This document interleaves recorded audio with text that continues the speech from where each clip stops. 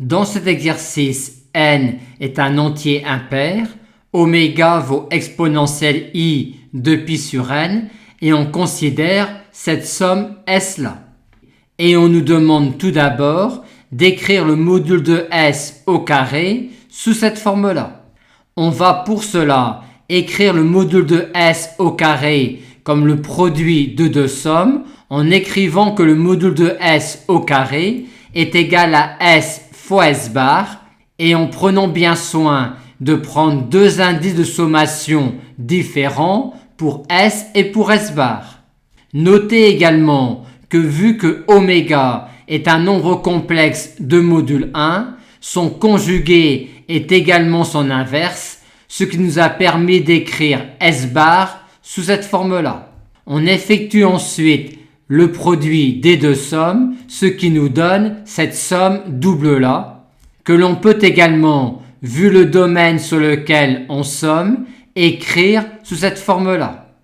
Et pour aboutir au résultat souhaité, on va écrire différemment cette somme-là. On va pour cela effectuer dans cette somme-là ce changement d'indice-là soit encore celui-là, pour que dans la nouvelle somme, l'indice de sommation aille de 0 à n-1. On obtient alors cette somme-là, soit après simplification, cette somme-là. Et en intervertissant les deux symboles de sommation, ce qui est possible vu que les bornes de la seconde somme ne dépendent pas de l'indice de sommation de la première, on voit bien alors que cette somme-là, vu l'expression de cette somme-là, est bien égale à S fois S bar. On nous demande maintenant de montrer que l'application qui a P associe cette quantité-là est n périodique, ce qui est immédiat puisqu'en changeant P en P plus n dans cette quantité-là, on retrouve la même quantité en utilisant que oméga à la puissance n donne 1. Conséquence, cette suite d'entiers-là en P est alors une suite n périodique.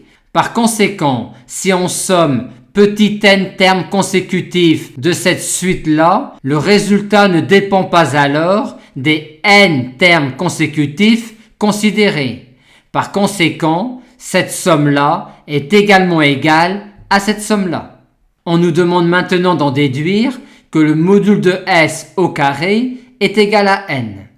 Vu que l'on ne peut pas calculer cette somme-là, et vu que les bornes de la seconde somme ne dépendent pas de l'indice de sommation de la première, on va intervertir les deux symboles de sommation.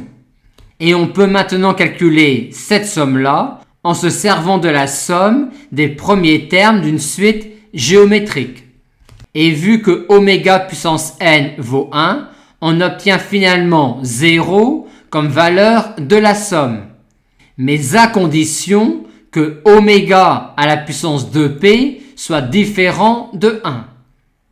Or, vu que exponentielle iθ vaut 1, si et seulement si θ est congru à 0 modulo 2π, on en déduit que oméga puissance 2p vaut 1, si et seulement si 2p est congru à 0 modulo n, c'est-à-dire si et seulement si n divise 2p, ce qui équivaut à dire, vu que n est premier avec 2, n étant impair, que n divise p. Par conséquent, ce résultat est valide, sauf si n divise p, ce qui revient à dire, vu les valeurs prises par p, si et seulement si p vaut 0. Aussi, dans cette somme-là, tous les termes sont nuls, sauf pour p égale 0. Et le terme pour p égale 0 vaut 1 fois n, ce qui montre bien que le module de S carré est égal à n.